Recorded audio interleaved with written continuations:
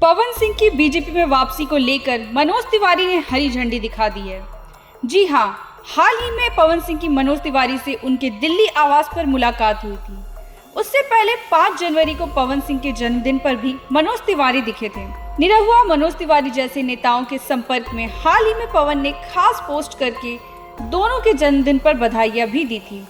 पवन सिंह की लगातार कोशिश से लग रहा है कि बीजेपी के आला कमान को मनाने में मनोज तिवारी सफल हो गए हैं। तभी उन्होंने एक न्यूज चैनल को इंटरव्यू देते हुए कहीं ना कहीं संकेत दे दिया है कि पवन बीजेपी में वापसी करने जा रहे हैं। बता दें, हालिया मुलाकात के बाद मनोज तिवारी ने एक चैनल को इंटरव्यू दिया।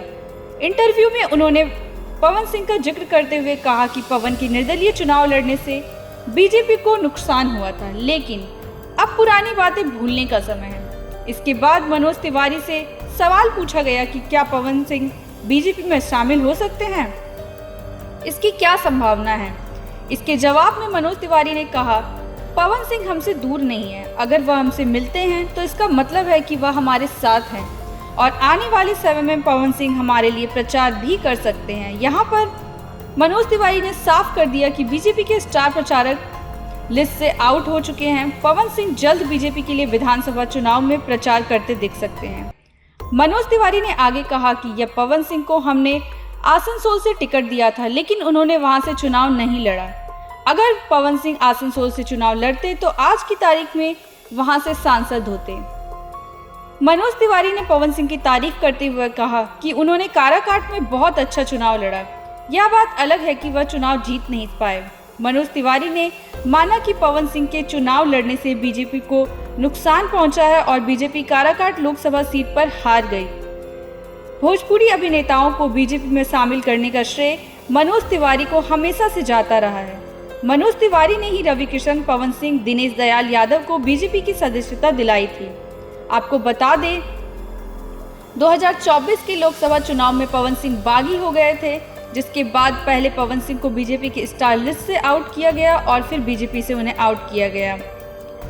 बीजेपी ने उन्हें आसनसोल से टिकट दिया था, लेकिन उन्होंने उसे ठुकरा दिया और काराकाट लोकसभा सीट से वह निर्दलीय मैदान में उतरे, जिसके बाद बीजेपी और पवन सिंह के बीच काफी तनाव हो गया। जिसके पश्चात पहले बीजेपी ने पवन सिंह को अपने स्टार प्रचारक की लिस्ट से आउट किया और फिर पवन सिंह को बीजेपी से भी आउट कर दिया।